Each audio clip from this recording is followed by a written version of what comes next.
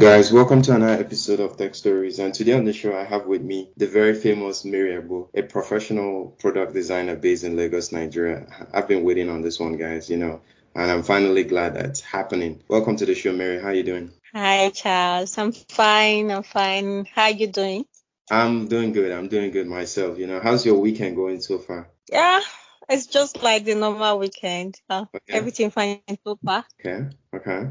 What's like some typical stuff, weekend stuff people do in Lagos? I know you say you're currently not in Lagos, but I know you've been living in Lagos for some time. What's like some weekend getaway, or if I could use the word, thing that people do for fun on the weekends in Lagos? Yeah, I think probably okay, the clubbing parties Fridays and beach night parties and beach night parties and during the day, okay, night movies also and Okay. then probably during the day visiting the park, something like that. Oh, okay. Yeah. Oh, there's some nice parks in Lagos. Yeah, I've Oh. actually visited few, so I can Oh, tell. okay.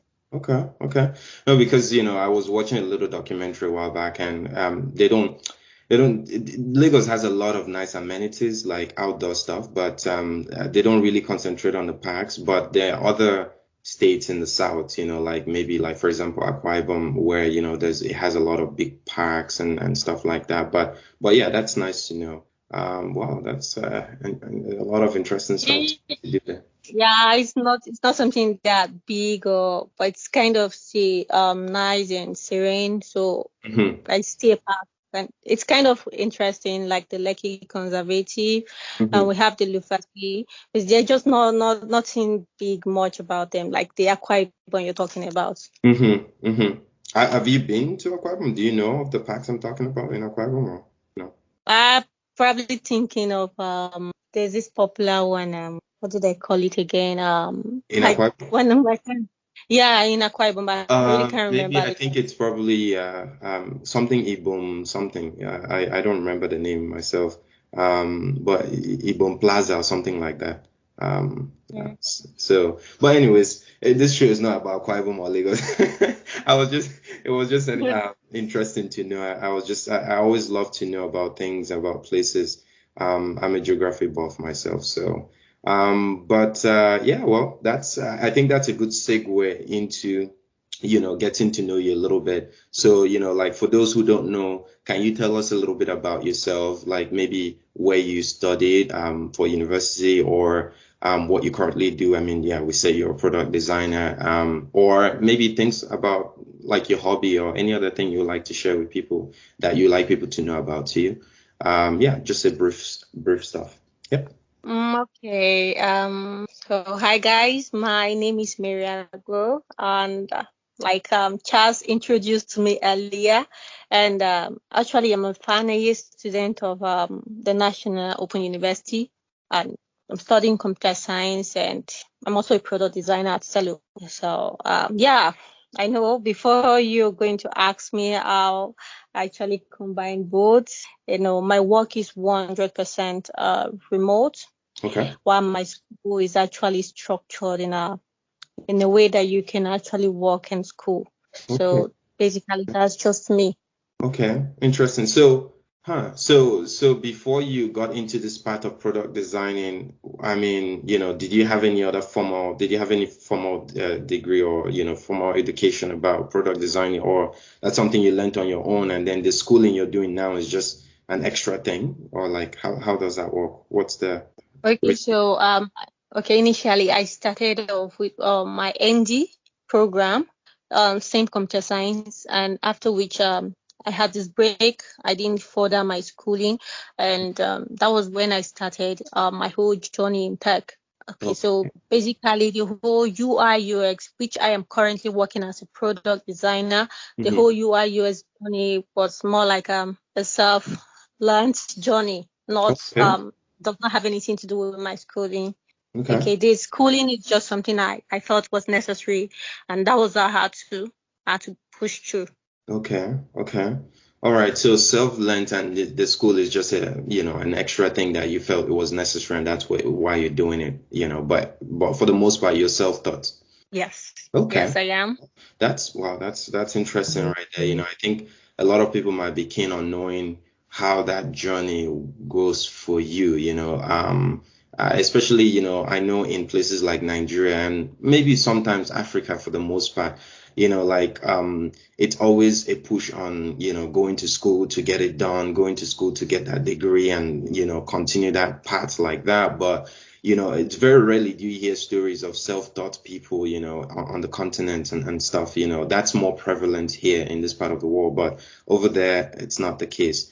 But so I think that would be interesting to know, how that journey was for you at some point, at a later point. But, like one thing I want to find out now is like, like you're in tech right now. And so why did you choose this career path? Like, is there a story behind the choice? I think you said that you already did computer science in school at some point before the self-taught journey, or what was?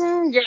Yeah, that was my ND program, but it was briefly. I was just schooling, the usual when you're in school. Mhm, So there was nothing deep about it, just mhm. studying, having good grades, and, Okay, yeah. yeah, it wasn't deep. There was no connection. I wasn't really taking it serious, but I was having good grades, definitely.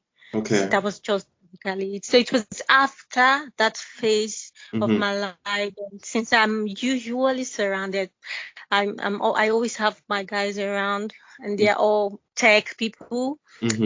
So I just had that push within me, to make that step Okay. into, So, sorry, go ahead. Yeah, finish. yeah, just to make the push into tech. Okay. Okay, so it was more around it was more about the influence you had around you that kind of persuaded you into tech or pushed you into tech. It was the people you had around you, seeing what they were doing and how they were doing it, and that thing got your interest and that made you motivated to go into tech. Was that the case? Yeah, not just that. I kind of this kind of person that I easily I think anything surrounding computers, and I'm kind of curious to know how things work within the computer.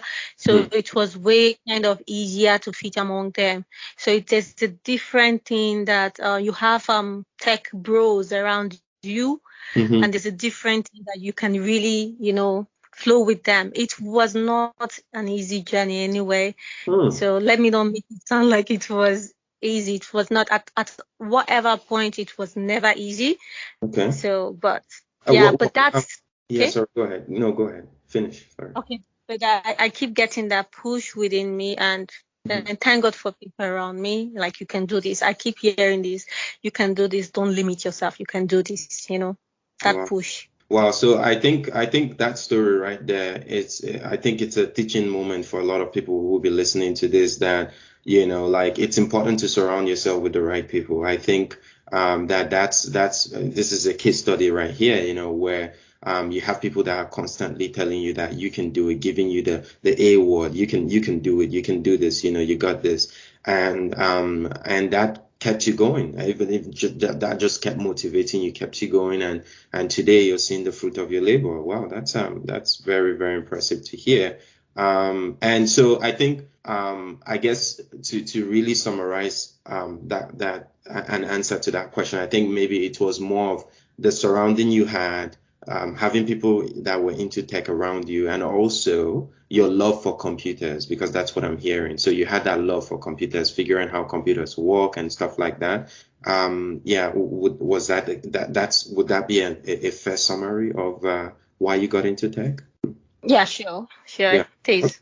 Okay. Cool. That's good. And on that note, then, would you say you experience any like pushback from like relatives and parents, on on going into tech? Because I know like the generation of our parents, like a lot of them are not, big on tech. Like they don't know about this tech field, this tech career, like what was really prominent in their time was the engineering, the medicine, the law, the accounting. So they will try to sway their children to do this kind of to get into this kind of professions. So when someone mentions, "Oh, mommy, I want to do computer science," I'm like, "What is that?" Like, did you ever experience something like that from your folks, or or was that not the case with you? You never got something like that? No? Hey guys, before we continue the podcast, I just wanted to give a quick shout out to our sponsors, Divinify Digital. Divinify Digital is a digital agency that helps businesses and individuals establish a strong online presence by building them websites, web apps, and even e-commerce stores. Their details would be in the description section of this podcast. And now let's get back to the podcast. Okay, so basically when I dived into tech, I never had the opportunity with my parents because it was more like I experienced working before going ahead with school. So Okay. it was more like I was in charge of my own life, my decision and all that. Hmm. So those comments didn't come from any of them. I took care of whatever. As far as bringing money, I don't think Yeah. they care. Yeah, okay, yeah. I think, and it's the reality sometimes. Once your parents see that whatever you're doing is, it's able to sustain you and stuff. Sometimes they'll be like, okay, that thing you're doing must be good. I think maybe that Yeah. was it. I think that's an interesting way too, because it means it feels like, like it feels like you had to show them the results, what tech can do. What, Yeah. yeah, and then once they saw the result, they were like, okay. I think that's a good tip for a lot of people out there that are trying to get into tech and don't know what their parents will think. How about go and get a job and show them the reward that tech gives you, and then they will be like, oh, okay, yeah, go ahead, keep on going, keep on going, Funny part is my mom actually doesn't know my kind of all she knows is I press the computer and that's all. Yeah.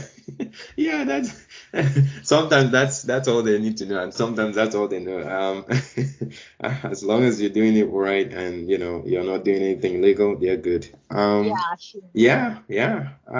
So like we know already, you're currently a product designer. Can you tell the audience what that job entails? Like, what do product designers do, and how does like a typical work day, for a product designer look like? So first, maybe just tell us what product designers do, and then second, you can tell us what a typical work day look like. Like when you come to work, what do you do and stuff like that? How is the structure? So yeah. Okay, so I would say as a product designer, my work is literally the face of the company. Because when you come to a company, when you come to check out a company, and I mean in terms of their website, their product, you have to check the designs and everything that entails visual visual aspect. So it's very key that I have to take that part of the company very, very serious. So those are the key things I put to heart as a product designer. Giving something good and user friendly, and something that makes the user comfortable when using a particular product, and in summary, thinking about the user while putting out my designs out there. Okay. Okay. So it sounds like it's more like when you have a product, like you're thinking of from the user perspective. When you're going to build a product, you as a product designer, you have to think about the usability from a user perspective, everything that will make the product easier for a user to use. Something like this. Is that the right thinking? Yeah, yeah. And the fun part is knowing your product has actually been launched, Okay. be it as an individual product designer or you working for a company, and people are actually using it there and really enjoying, the user experience. Okay, so that means it sounds more like to me there is a connection between UX, UI, and front-end development with product designer. Is this correct? Is that a correct assumption? Yeah, there's always a connection. Like even as a team, you as the UI UX designer, it's always advisable you don't work alone. It's Mm-hmm, always good to involve the developers. You understand? So mm-hmm. you have to take that means part of your team involves the developer and some other team members that should be part of your team. So it's more like you guys have to go through the whole process together. No one should be left out, or else you'll be forced to explain and explain and explain individually, which is going to, take much time for you guys to actually achieve the product launch. Right, right. So is it a product designer does the designing first, and then it gives it over to the UX UI guy, and then the UX UI guy finishes their own piece, and then give it over to the front end developer? Is that how it flows? Okay, so the way we work in our company, we have a team of Mm-hmm. product management team. Okay, comprises of the product manager, the UI UX, the product designer. Sorry, I forgot you. I'm not a UI UX. Yeah, Yeah, the yeah, product no. designer. Okay, the product designer, the developer team lead, and including the whole developers involved, including the front-end developers and the back-end developers. So where we have our meetings, with a breakdown of what is expected to be done. So after that meeting, we as the product designers, we go back and pull the designs, you understand, Mm-hmm. according to Excel files will be given to us, we just pull out the design, and according to the explanation, we try to figure something that's going to fit into, and even exceed it. And when we are done, there's this meeting again. We come together, we meet, we explain the design, but at this point, it's actually clearer than the way it was initially. Okay, With the so Excel. now seeing something visually. Okay, Mm-hmm. it's easier to relate to. So after that, I think the developers picks it from there and start working. So is it fair to say that, is it correct to say that the product designer, the end result of what you guys like give, or what you guys produce is like a mock-up? Is the mock-up of the product, of the UI for the Yeah. product? Okay. And I wouldn't necessarily call it a mock-up, so I'm like a prototype. A prototype. Okay. Cool. A Yeah. prototype. How? Okay. Yeah. It's going to involve probably there's actually a limitation to design, okay? Mm-hmm. And so once you're done with the prototype, it involves the functionality, how it interacts with screens that are actually involved, because those are the flow the users are actually going to concentrate on. Yes. Yeah, so it's more like you're presenting the prototype to something that is going to be live soon. Yeah, cool. Yeah, I guess that already answers, what I was going to ask, I asked you next, which was like how that transition from being a front end, because you used to be a front end developer, so how easy was it to transition, go from a front end developer to a product designer? But I think you've kind of already answered that, with some of your responses to the previous question I asked. Clearly, there's a connection between all these two parties, front end developer and, like a product designer, because once you guys have that prototype, it's easy for the front end dev guys to pick up that prototype and just enhance and go from there. So, Yeah. yeah, cool. Yeah, my journey actually as a product designer was quite different from the whole front end Okay, developer. okay. Yeah, it was, because while I was doing front end development, I actually tried UI UX, and I know it's funny, but I Mhm. felt it was actually difficult. I tried it.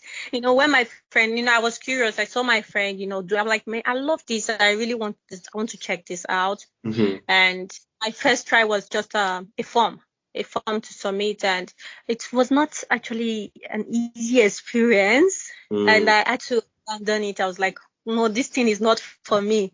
And that was how I actually left it. But I think at some point I just came back to it, and I pulled out a wonderful design. Mm. Aside being, I'm very visual. I Mhm. love good design. So Right. I think I had the requirement to be a UI UX designer, Yeah. and because I'm so creative. So Right. I Yeah. just can try, yeah. And Yeah. it worked the second time. Yeah, definitely. I believe that. I believe you when you say you're a creative mind because for people who don't know, I met Mary via LinkedIn, and a lot of her work are very very appealing. A lot of her posts on LinkedIn, when she posts some of her work she does, some of the UX UI design work she does on stuff on product. It's just it's amazing and beautiful. So definitely I think you've gotten to a very very, very, very, very, very, very high level in your career.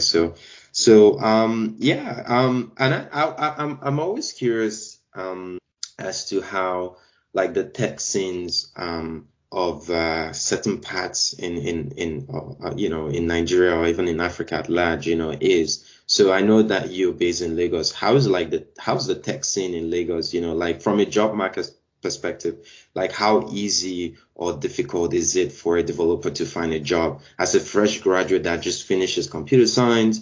How easy will it be for you to find a job in Lagos? And that's one part of the question. So maybe if you can tackle that, I have another part to that question. Yeah. Any Okay, insight? Mm.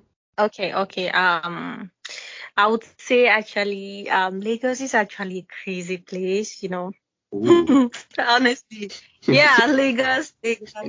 So actually everybody have their story about Lagos, okay, and I can't make a generalization, yeah. Mm, But for me, I would say Lagos is it's actually a great place of opportunities. So mm, if mm. you're very good at anything, I believe that there is always opportunity for you out Okay. there. Oh, yes. So Okay. that's my belief. Yeah. So So, Lagos is of state anyway. sorry, say that again. Lagos is what? I said, yeah, but Lagos is one tough state anyway. I Yeah. think it's enjoyable when you work remotely Okay. Yeah. because Oh, you have okay. to skip days. There's so many hours in traffic Mm-hmm. where you have to be in the office, you're exhausted. I've actually experienced that. The job I had before this one, Mm-hmm. I fell sick so many times, like because I leave there, I wake up very early, leave there on time, still I still can't beat traffic. And Wow. then I get exhausted when I'm in the office. I still try to work. And why coming back again? I know that when I get home, I have to still complete, Mm-hmm. the job actually not completed. And, why coming back, there's still traffic. Yeah. So, Yeah, no, I'm glad and I agree with you. I'm glad that things are transitioning to a more remote kind of function because I think that actually makes sense for places like Lagos where commute can really kill you, like you're spending hours and hours in hold up and traffic. So that's just unbearable, to a certain extent, no, but from my end, I feel I've actually been more reproductive. I've been more productive, sorry, mhm. working remotely than always going to the office. Yeah, no, that's good. That's nice to hear. Like the second part to the question I asked earlier was going to be, like how, like I guess you already said there's a lot of opportunity, but in your experience, what kind of jobs are more prominent in the tech space in Lagos, in the Lagos job market or tech market? Like what kind of jobs do you find more on those maybe websites on those job websites and stuff? What are the if you've ever noticed, if you've ever paid attention, what are the kinds of jobs that are more prominent than the other ones? So, for example, are they more product designer and UI, jobs, or are they more like PHP developer kind of jobs? Like, do you have a sense of which one is more common or more popular than the other one? Mm. I would definitely say, UI UX is something that is actually coming into Nigeria. Okay. Most companies still don't do that. They don't do that. Why some companies actually have a UI UX designer, and it's more like the UI UX designer does a lot of the job. Unlike big companies, UI UX designer, we have UI, we have, different departments when it comes to Mhm. UI UX. You understand? But if should in case you're working for a smaller company, you Mhm. end up doing a lot of work. Right. So just from the sites I've actually seen jobs posted and all that, there are actually UI UX jobs, okay? But I think the whole programming thing is actually is something that is much on this website. That is to say that UI UX is coming up, and Mhm. the whole field is getting filled up anyway. Okay. It's getting filled up, yeah. So UI UX, programming, even digital marketing Mhm. and sales and marketing also. Okay, that's good. It's good, because the more jobs, the better for everybody, So I'm glad, Yeah. opportunities are popping up. Yeah, that's cool. So we've talked a lot about, okay, what a product designer is, like how you got into tech and what motivated you and all of that. Now, one thing I'm always curious to know is how did you get that first job? How did you get that first professional gig, or job in tech? How did you stand out? What did you do to stand out? Because there are probably a lot of competition, a lot of people applying for the same job, but how did you get it? And how did you stand out? What did you do? What did you put on your CV that was appealing to employers? And what was that process like to even get that first job? I noticed you're active on LinkedIn. So did being active on LinkedIn help attract a lot of employers to you? And or what did you do? What are some tips and tricks that you can share with the audience, as to how you really nailed that first job, got the first one? Um, Okay. Actually, my first job, when I got my first job, I was not actually active on LinkedIn, so I won't say I got it from LinkedIn or probably okay. through LinkedIn connection. But it's kind of a shock, yeah. My first tech job was basically, yeah. Sometimes when you feel So, you sorry, actually I know think sorry, I think there was a little connection issue there. You say your very first job was, I miss you, I lost you there a little bit. Can you repeat that? Okay, my first tech job was basically for learning. Okay. And that was actually when I started with WordPress. And what people don't know is that sometimes when you feel that you don't have that, you love something and you don't have that particular skill to take you to where you should be. Sometimes putting yourself in that learning position in an organization where some people call it internship anyway, Hmm. putting yourself in a position like that is it's very good. So I that was what I saw for myself. I thought I needed this phase in my life. At that point I was like, money wasn't necessary, not because I was not in need of money, but I started off by learning. Yeah. So that was actually, I wouldn't necessarily call that a tech job, but it is what it is. Yeah, Learning. yeah, it is what it is. But even at that, how did you get that learning job, the one that allowed you to learn, I think there's some people who are interested in even getting that kind of opportunity for the same reason you're saying, you're talking about. So how did you get that opportunity? Was it through connections or something? Okay, yeah, I think it was from through my uncle. Yeah, so Oh, he came home one day. I was like, he has this friend, and they're kind of looking for, I'm like, I should go and do an interview, and I did, and that was it. But it's going to be way easier because I was not being paid. yeah, yeah, yeah. But everybody starts from somewhere. I think, like we all have to start from somewhere. Like sometimes maybe where you start from is not where you're not getting paid for that, and but you have an end goal in mind, and that's to learn the skills you need to learn, evolve, and then take your career to the next level. So yeah, well that's good. Connection helps. So people listening to this, reach out to your connections and try and see if you can get things. That's one way to do it too, which is interesting because I was also going to ask, like other than the traditional job acquisition route, like applying for jobs on LinkedIn, applying for on a lot of these job sites, and what are some other means of getting professional tech jobs in Lagos? I know you've mentioned connection, private connection, but do you know of or like any job placement boot camps or agencies? And have you ever used this kind of services to get jobs, or do you know people who have used it, or is it even a thing? Is that even a thing? Yeah. I've actually used those job sites to actually get a job. Okay. Yeah, and but I I think getting jobs through connection is actually easier. Why? It's not easier if you've not prepared yourself.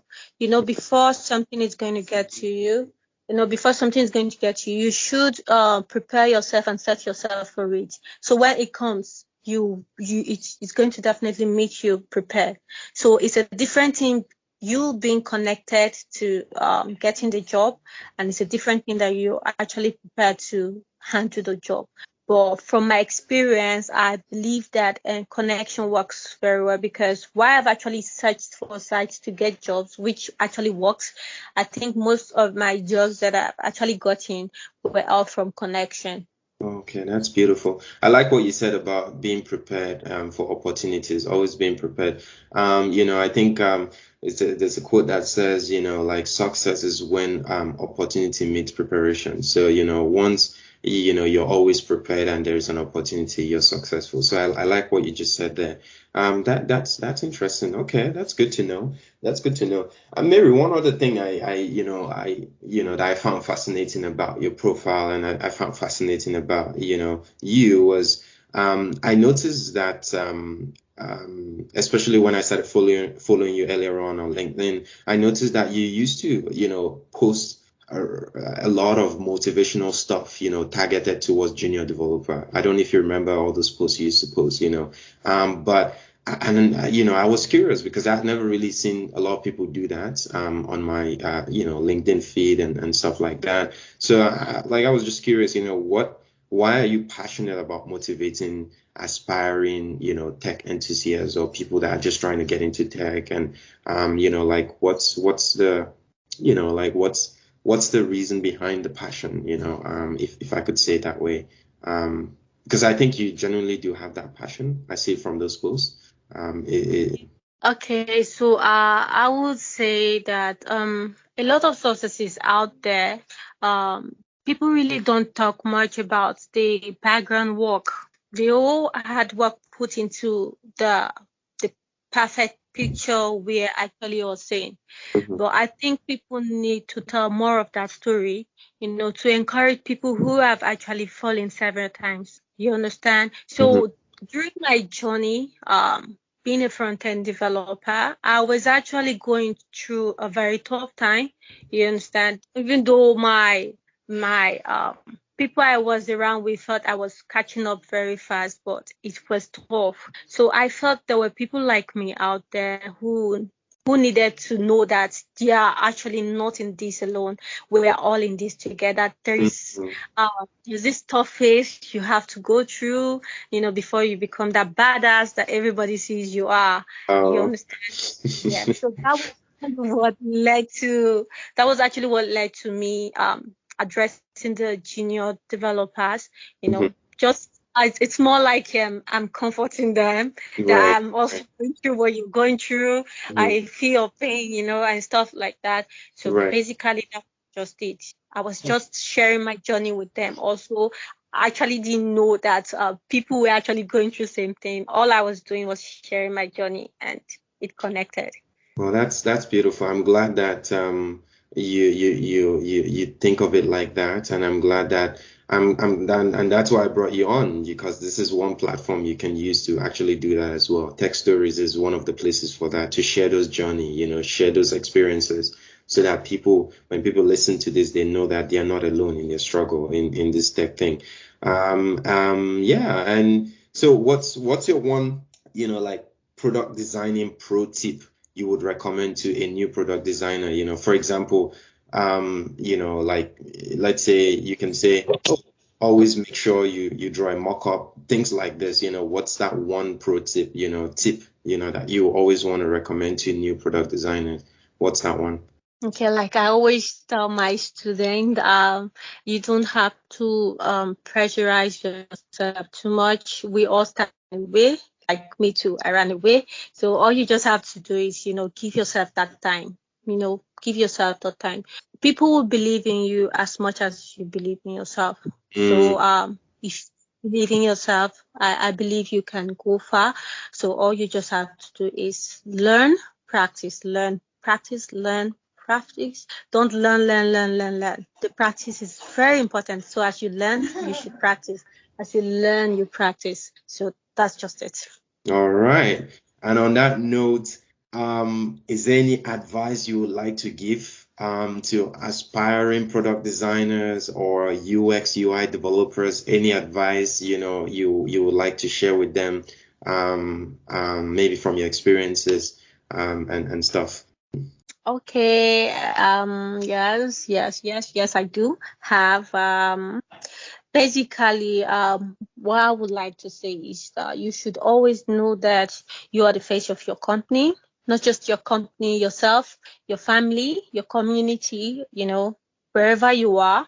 And if you know you want to give your best, you just have to leave. And also, you should always give your best in anything you do in life. It's very important. And I believe that if you don't do that, because I know a lot of people that once they don't give their best, like since I'm a designer, whenever a product is out there and I'm getting good feedback, I feel happy. This happiness I feel, it can't be compared to anything. Knowing that I gave my best in this and the feedbacks are actually wonderful. So I believe that you should always give your best in anything you do in life. Mm-hmm. All right, all right. Wise words from, the inspiring Mary. Okay, lastly, is there anything you would like to promote, or let the audience know about anything you do, anything you're doing, maybe a business or anything this is your chance to promote everything and anything you would like to promote. Okay, so aside being a product designer, guys, I have a blog, illoblog.com. That's the name of my blog. So I don't know, you can check it out. It's actually a motivational blog. Okay, so we have books, we have stories there. I have a special magazine there. Okay, so you can just check it out at illoblog.com. That's just it. Thank you.